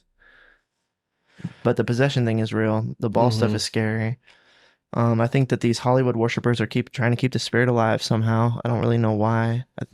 Yeah, it's so yeah. So I think that the thing that Hayden is potentially pointing to is just obviously real with the Epstein stuff. It's like irrefutably real, and then for her to be like being public with this, I'm not sure where she was as far as coming out with like a list of names or like any incriminating evidence or anything like that, but maybe or like the timing of the podcast to her passing mysteriously with no cause of death at such a young age, after like being very vulnerable and exposing this stuff. Successful career, yeah, everything to live for. M's, bro, had a daughter. M's, bro. Man, that's tough. You asked me, what do we do about that? I was wondering. Yeah, what do you feel about that? Or what can we? What just talking about that subject. What's going on with this? I think we were kind of generalizing and talking about the idea of the thing that she's talking about, like the actual physical acts that were done to her and are being done within this weird Hollywood realm. Those things are Bill Cosby. being, yeah, those things are actions that are the results of being possessed, like we were just talking about these ancient, very strong demonic forces like Moloch and the other Baal and the other demons, like Satan's army, whatever's going on there. I guess weird. Is Baal a demon or is he a false god? I'm not 100% sure. He's a false god. I'm pretty sure. And I saw this one teacher or pastor, preacher, whatever, talking about how the false gods are real gods, but they're not God. No, yeah, the little G gods. Yeah, but those like they have power. Exactly. 100%. That's the thing. Yeah, for sure. So that's why they are powerful and dangerous. Yes. So there's some like when you worship a false god, there is some kind of like relationship there on some level, and you can receive benefit. Sure. You know what I'm saying? Like you can get into positions of power and receive like admiration or monetary value or whatever it is that you want. Fame, I guess. Yeah, like these Hollywood types. Yeah, right. And I think that and maybe that's why Tom Cruise did the Scientology thing to like protect himself or something. I don't fucking know. Right? Beats me. A weird turn. He might have been doing something smart there. Call him on bloody yes. Dude, for real. I mean, I saw this scripture that said basically something along the lines of when our God returns from the heavens, anyone who opposes him will learn why he's famous. That was like the scripture. I'd never seen that scripture before. I don't know exactly what it was. What was it saying? Like when our God comes back down, like Jesus in Revelation. I guess so. Yeah. Okay. If there's any, but it was just like God. I don't think it was like Jesus. It said like capital G God. Like Old Testament. Yeah. When God comes back down, I don't know if it was Revelations or Old Testament. I think it was Isaiah. I think so, but I don't know. Mm-hmm. That any like little G deity or those who would oppose him and his nature will learn why our God is so famous. And I was like, that's so hard, bro. That's a cool way to talk about God. You can find out why our God's famous, dog. Remember Elisha? No, you don't. But that's the story right there. Is like, your God's not going to show up, dog. Does not want the smoke. No. Demons flee, bro. Facts. Flee. Yeah, run away. They plead and beg. Yeah, like, right. No, allow us to continue on, please. Oh, please. My life is so miserable. I don't have much. Like you are subservient to the authority. Like there's like the ultimate authority. Like who gets the final say? It's like the creator of everything. Like that's who. You know, there's you can't. I feel like Christianity has been maybe over the last. It's starting. I think the tides are turning, but over the last, let's say, whenever we were kids, from like the late 1900s, 1990s to like 2020. Like over that 20 plus year span, I feel like Christianity has been deemed or made to be and like portrayed in like media as like soft or like you're passive when you're you're supposed to be like a really nice person, like you're supposed to be like we're called to be nice, we're called to be loving, but ultimately like Elijah pulled up on him and hit him with the bang, dunked on him, and then took all of them and slaughtered them in the valley. It's like we serve a victorious God. Like we win. And when it comes down to meet me at the rack, if it comes down to me versus you, it's like we're gonna win. We're gonna win. Like we're at a war here, and like to win a war, you have to like kill people. You have to make them quit. You have to make them stop. Yeah. And if they won't stop, then you have to make them stop. Yeah, exactly. It's like at some point, like I think there's been the tide is turning now, thank God, but I think there's been just a softness that has been portrayed and cast upon the idea of being a Christian and the idea of being like a religious person. It's like being a doormat, like turning the other cheek. I think that's been abused too much to one thing that's try to put us down or put us in a more defensive position. Yes. We're in a super defensive position with our current state of culture. Culture, that's especially. A problem. Yeah. Especially with the identity politics really promoting LGBTQ ideologies, but that just then they juxtapose Christian beliefs against this. It's so convoluted, right? Convoluted. It gets deep out here. So like the demons out here working hard. Yes, that's the thing. That's what I'm saying. Is like the woke movement is supposed to be inclusive. It's supposed to be inclusive. Yeah. Inclusion. Yeah, we love everybody. Especially these undervalued, The outcasts. underappreciated outcast groups Yeah. comprise all of this, which is funny enough. That's exactly who Jesus reaches out for. Yeah. But then you take this inclusion in this gay pride as part of the inclusion, which is fine. It's not even like it's multifaceted. It's just one of the facets. But then you levy against them, the Christians, and you say that the Christians don't like the gays. And I'm like, who said that? Who the fuck said that? Mm. Who said that? Nobody said that. Nobody. No. No. None of 2026. Nobody said that. Maybe in the past you could find some bigoted Southern preachers for sure. Didn't like gay people. I guess. Mm-hmm. But any of the biblical scholars quickly tell you that they weight different things in the Bible with different authority for how much it impacts their active engagement with life. So if you're looking at like Leviticus, contextually, Leviticus, what's being said, right? You can't just like pull a scripture out and say, this is in the Bible, so it's forever truth.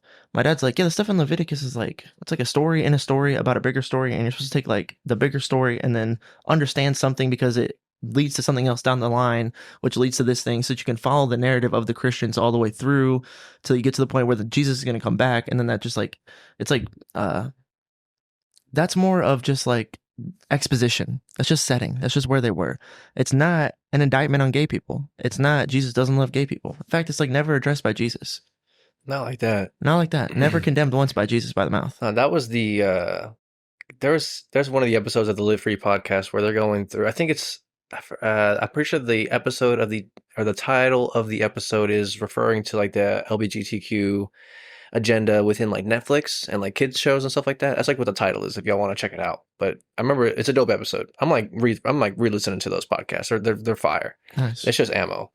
But within that podcast, he's talking about there is a I don't know. I'm gonna either way. There's like a book. I don't know what the name is of the book, so I'm not gonna misquote it exactly. But I might do a relatively poor job of representing it. But there is a book that he's referring to that it was like released in the 70s, 80s, 90s, somewhere in that ballpark. But it was a book about like it was released by people who were like advertising and marketing like executives or people who were in that field of trying to because whenever you're marketing and advertising, you're like trying to manipulate perception, Sure. control perception at least, influence perception at the very least. Absolutely. So like they are in that field of influencing perception and they're using their information, psychology behind perception to influence society towards like the gay movement. The LBGT, this is like 90s. Like, so this is like a playbook that they more or less, like, you can't even find this book anymore.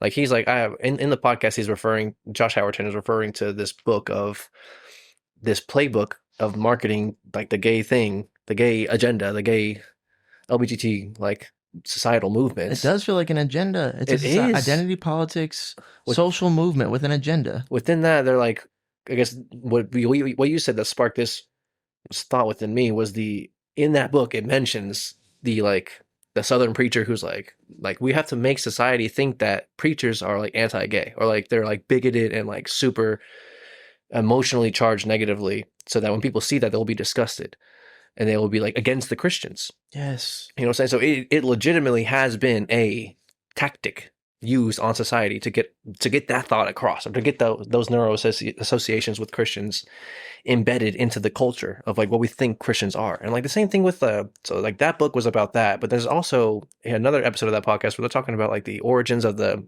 American history, like the founding fathers, and like people are trying to claim like we're not, like they're claiming Christian nationalism is like a bad term, or like we shouldn't be like a Christian nation, we should separate church and state, all that kind of stuff. And like all that's bullshit.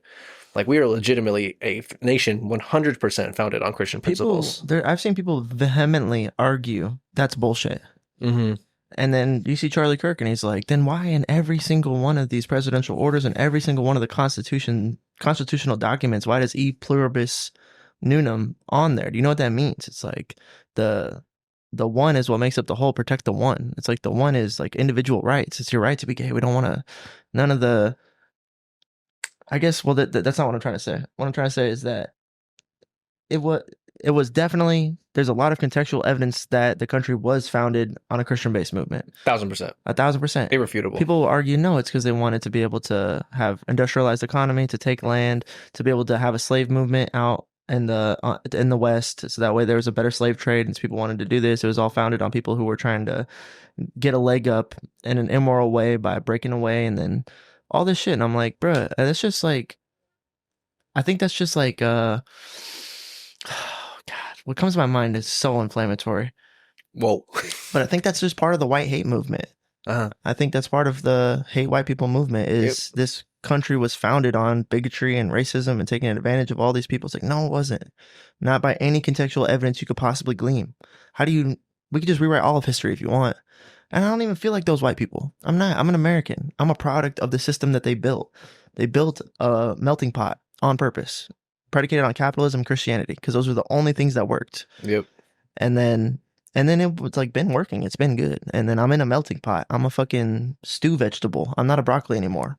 Okay. You know what I mean? Like I don't think any of us really are. Whose ethnicity hasn't been blended in the last 100 years? You know what I mean? The racial boundaries are so arbitrarily weird, but that's what I'm saying. It's these social movements, bro.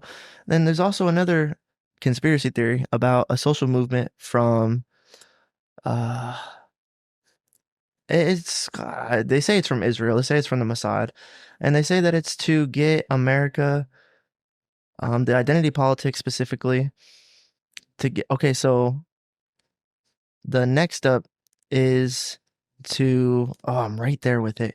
This social agenda Hmm. to create this woke inclusive movement that juxtaposes against the Christians, right? I don't know if they just want to have more discord and chaos in American culture because that makes us more manipulatable just on base level. Hmm. Spend more money, have us at odds with each other. At least that. At least that, right?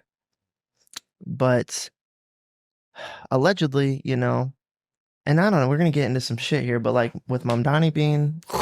Don't get me started on Mom Donnie, dog. What we talking about, dog? Bro. Nah, dog. Bro, I'm Nah, saying, dog. And motherfuckers love Mamdani. They love him. 18-year-old Democrat Texans are like, we finally got him, Mamdani. He's in there. I'm like, what the fuck? People are like, I don't even know what you're talking about. the same thing with the same ideology that pushes people to be swayed and swooned by his charisma are the same ideologies that are pushing people to like people like James Tallarico, who's in the same. He's a Democrat who's like talking about he's a Democrat, but he's like a Christian Democrat, Christian quote unquote air quotes here if you're not watching, Nice branding. quote unquote Christian Democrat. Okay. Who's like oh, I'm all about the Bible and I've been a preacher and I know scripture and I'm here for like I want to. Some people who are just like plebs or just like F and G's are just gonna see that and be like, oh, okay, yeah, okay, I like the democratic side of things, inclusion, helping out our fellow man, trying to have social safety nets and love and tolerance. Okay, and then we're gonna mix that with like Christianity. Okay, I'm here for like that's like a hybrid. That's like a super cool hybrid character that I can vote for. Sure. But live free, bro. Live free is just out there.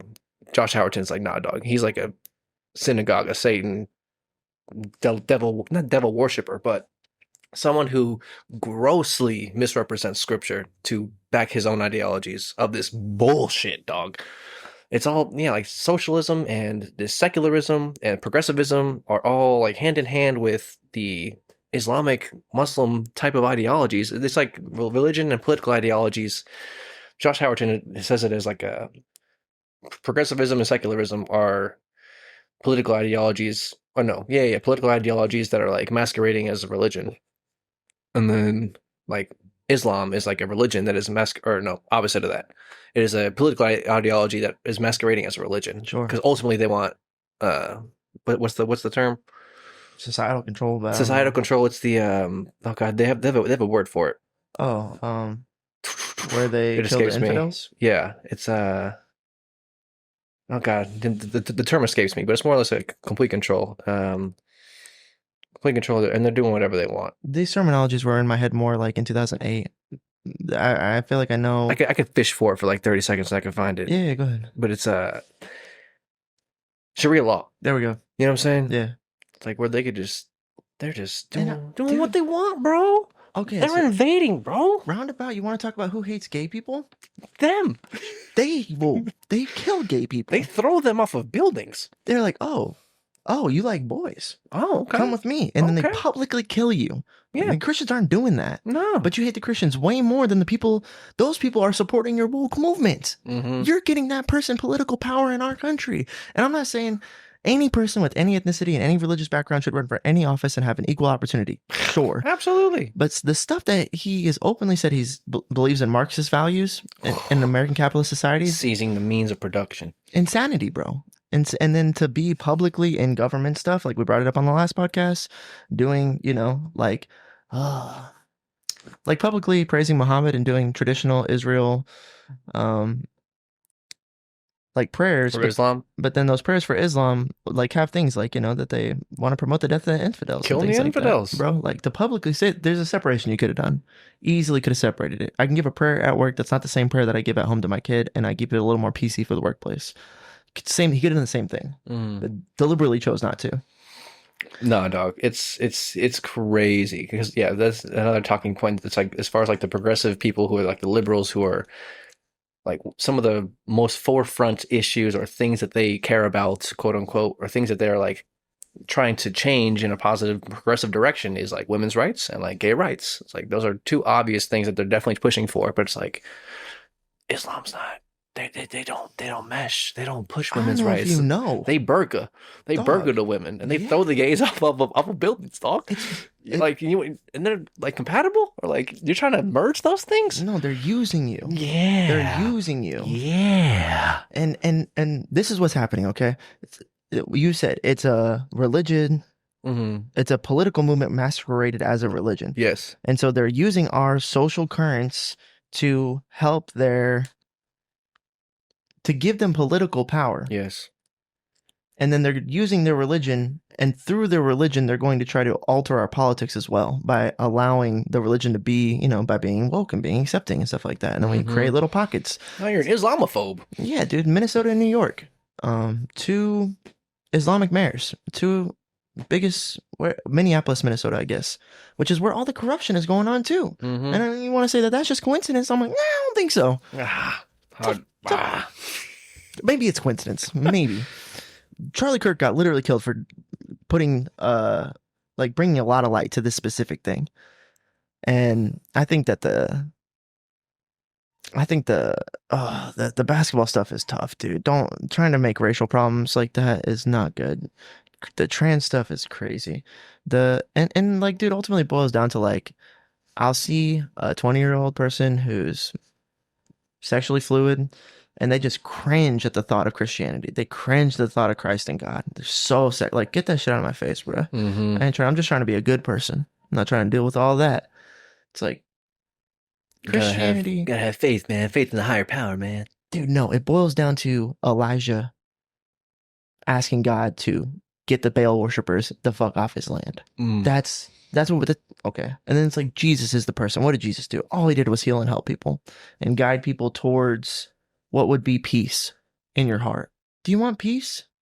All this, you're fighting a rebellion for an army that doesn't exist, pulled by strings of foreign ambassadors, trying to get political power in America. And ultimately what's going to happen is Marxism is dangerous and Islam is dangerous, bro. I don't want to live like that. 100%. I don't want to live like that. No, absolutely. If one of my best friends came out and told me he was gay and we lived in Islam, I wouldn't be mad he was gay. I'd be worried he was going to die. Facts. And I'm a Christian. That's where my heart's at. And I believe like all Christians probably feel the same way. I don't think there's any Christian that'll be like, nah, you can kill him. Like nobody thinks that. No. But a ton of people that follow Islam think that. Oh yeah. We're starting to circle ourselves around here, but it's letting Marxism seep into our capitalism and letting Islam seep into our cultural, religious identity. Yes. Those things are dangerous as fuck. And once it's slipped too far, we're not going to get it back. We can't get it back. No. And then it's going to be bad, dude. Yeah, like your great grandkids, like Demi's grandkids, it's like they will inherit a shit show. A shit show of a country. Imagine, dude, I mean, it's just like, you can't say shit like this because of our climate, but it's just like the same vibe of lynching black people. You guys are bringing that back by not being like aware enough to realize that you're being manipulated on such a base level. Yeah, like, what's wrong with them? It's like, nobody thinks there's anything wrong with them. What the fuck? They think that, how do you guys not know this? You know what I mean? And then there probably are some Christians that are like low in openness. Like, I don't know, man. Do you think there's like people that have a hard time with people being gay? See two guys kissing in a Walmart. Does it feel weird? Yeah. A little bit. Yeah. Right. Like get Yeah. around that. For me, yeah. Yeah, there's something there that's like, whoa. Even my wife's like, oh, come on, dog. Come on, dog. What are we doing? Is it different if you saw like a boy and a girl making out in a Walmart? No, even then, I'm still like, oh, come on, dog. Like, Yeah, for sure. cut that shit out. I remember being okay. So like when I'm a kid, like 10 years old, and you see two guys kissing, you're like, whoa. It's a little weird, at least for me. Just it's not like the normal thing you see on all the TVs and all the movies. But I'm easily able to like adapt that, oh, this is weird feeling to, oh, I guess like what the fuck, who cares? You know? Same thing with people with a bunch of tattoos. Same thing with people with giant gauges in their ears. It's just like, oh, I don't see that all the time.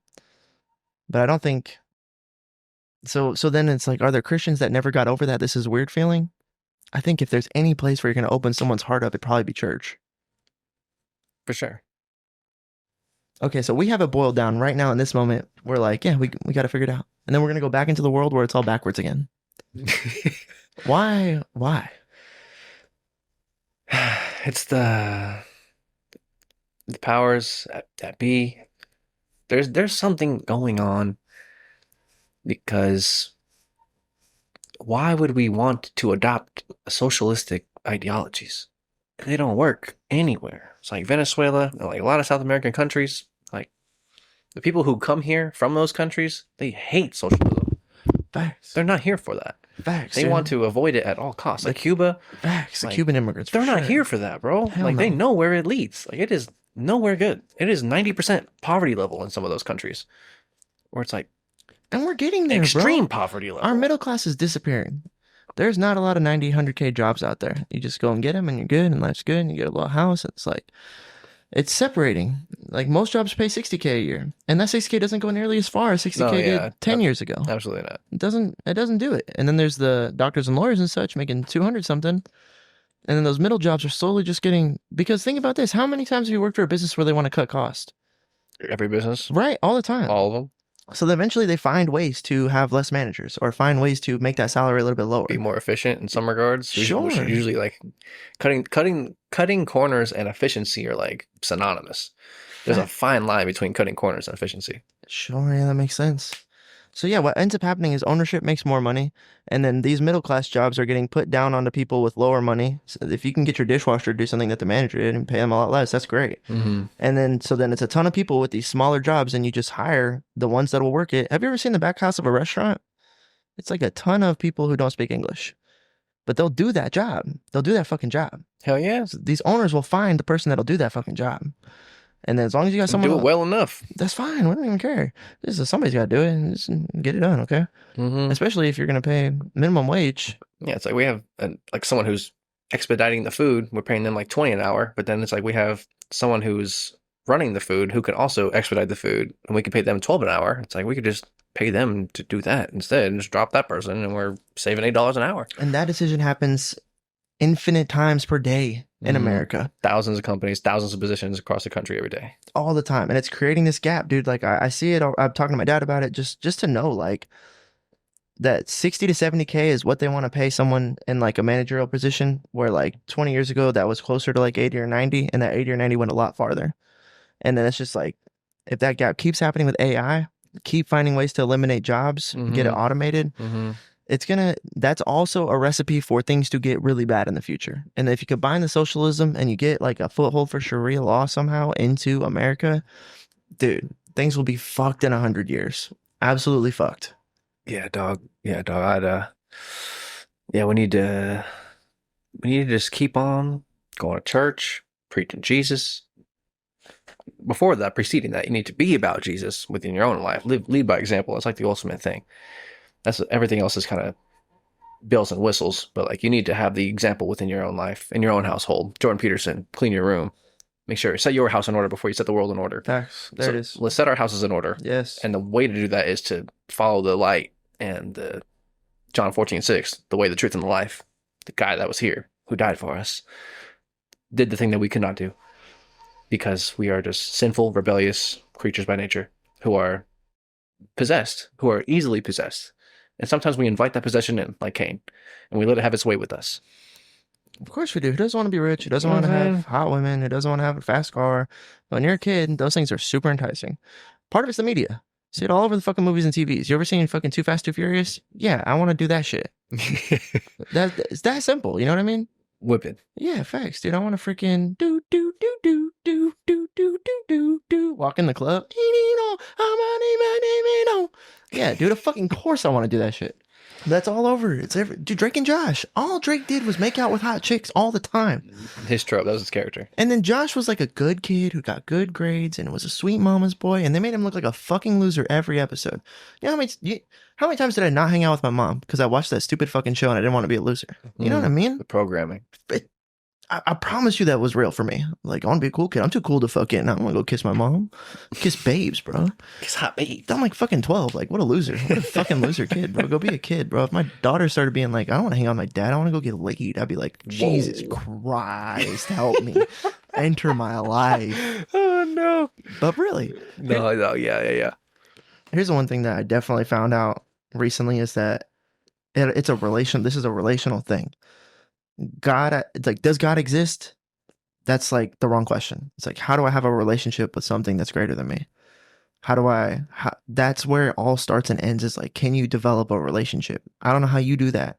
Like, I have this weird idea of yogi mysticism where I get zened down, is what I describe it as. I need to zen down. I gotta like chill and not be so touchy. Things can happen. That's fine. Like, someone bothers me. That's fine.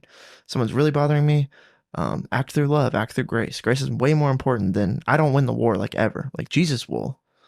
That's where here's another thing is where the Bible is predicated that it's an apocalyptic time, and America feels like an apocalyptic scenario almost. And like, I'm kind of okay with all that. It's like, yeah, well, I'm in an apocalypse anyways. If this world's gonna end, there's not much I could do about it regardless. All I gotta do is he's coming back eventually. Keep my relationship with Jesus alive, because Jesus can tell me to do something that will save me from a flood, that will save me from the bad thing happening to me. He can put words in my heart to say to get me out of persecution. And then he can make sure that no weapon formed against me will prosper, as long as my relationship with him is right. So if you're listening to this, whatever you're doing for your relationship with Christ, like, that's, I think, top 5 most important things about being a Christian is like, how are you cultivating and growing and I guess cultivating is the right word. Developing a relationship with Christ. Because you can't talk to him, but you can, but it's not so simple. It's not as obviously easy as communicating with another human being that's sitting right in front of you. No. But there is communication that goes on. For sure. Yesterday, that Christ was with me. Like, he was in my bones. I felt it. Like, I was engaged with that. And then other times where it's like you feel that and you don't know what to do, and it's like slips out of you almost. But then over time, you can learn how to hold it there. Like, I felt how to hold it. In the sauna, I learned how to hold him there. Like, please take this pain out of my body. I can't suffer through this anymore. Please take this pain from me. And then I'm there in meditation with Christ, and he's taking the pain above my body and he's holding it. And then if I walking on water, it's the walking on water thing. If you look around too much, or you freak out, or you start to question whether this is real, then you sink and you can't stay there. But that's real for me. That's really real for me. I think it's real for you guys too.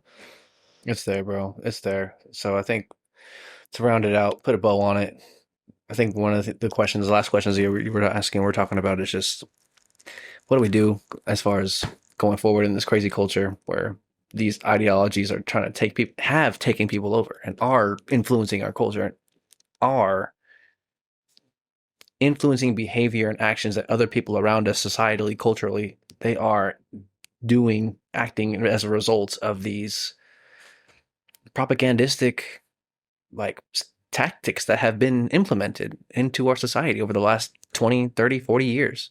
Like, it's actually happening. So it's like, set your house in order, just follow Christ, develop that relationship. That's the most important thing in this world. Start small, give yourself time.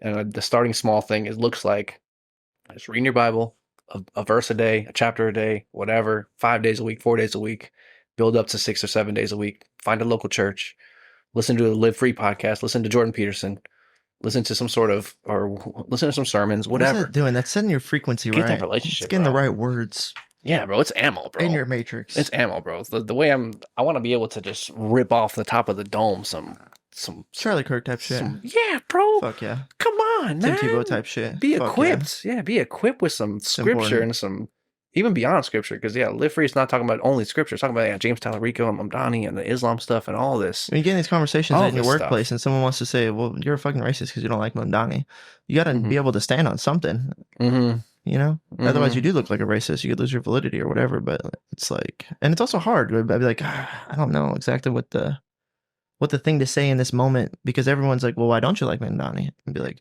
isn't he lowering rent prices in New York? Isn't he creating safe spaces for other religions?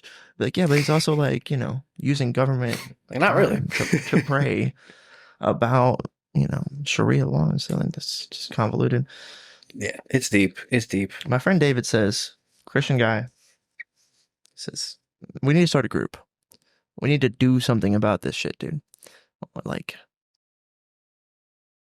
kind of like, Assassin's Creed, kind of like a Knights Templar, kind of like a group of people who are want to go into these places where maybe it's a little bit dangerous and like stick up for Christian values and protect people from dangerous stuff. Like if there was like potentially with a Sharia law rally going on and we're a little worried about what might happen in that place, maybe we should show up with our group of people and just like be a presence for the community.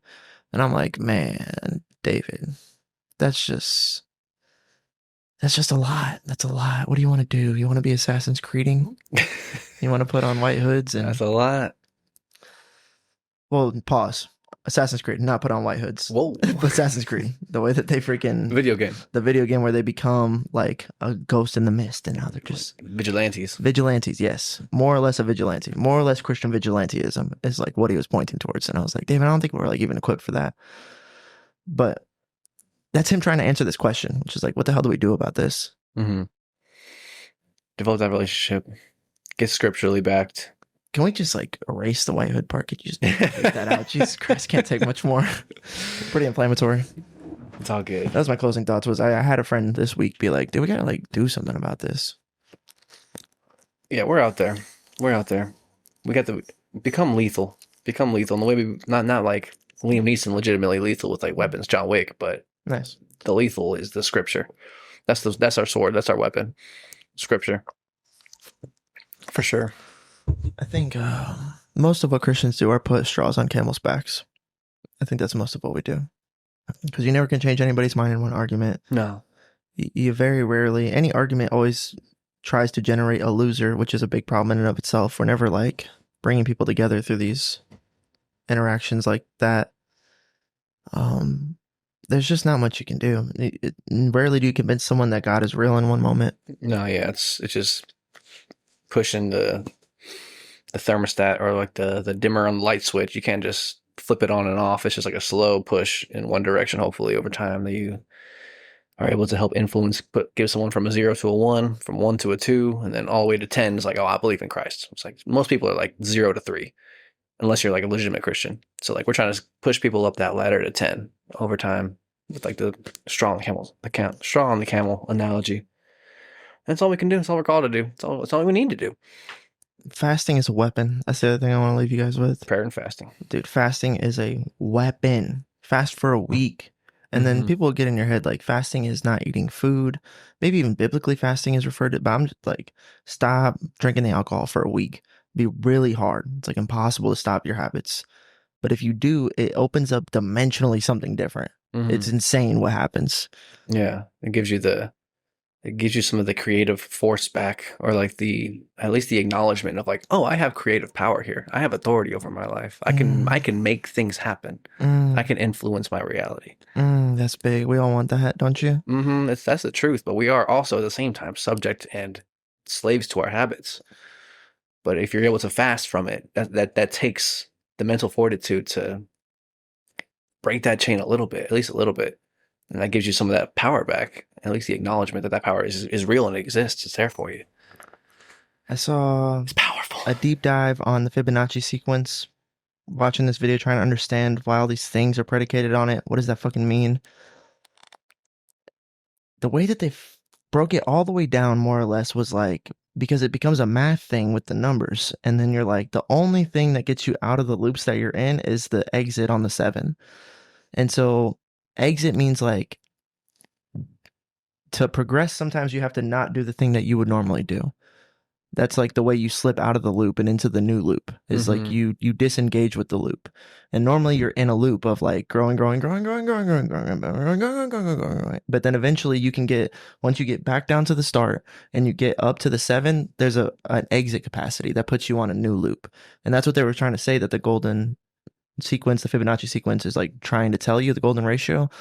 Partially the way to break out of the matrix is to get to the 7 and exit to the side. And I couldn't help but feel like that's what fasting is. It's like you start over with the fast, then you get to a point where you can exit to a new loop, and then you can have a new reality because you're out of the old loop. Yeah. And you can even pick back up the drinking again, but I think it would be a different person that drank in a different way, if that makes sense. So if you need to get out of your loops, which all of us do from time to time, absolutely, just a week of fasting can do it for you. Potentially on a metaphysical matrix golden Fibonacci level, allegedly. I don't know what the fuck you believe, but it gets crazy out here. Beyond us. It's beyond us. There is something beyond us, but it's here for us. There's a good plan, future, hope. It's there. We'll find it. With that, I'll see you in a billion years. Keep on pushing. Peace. Bye. Rolling through the city to the light show. Really ain't no telling where we might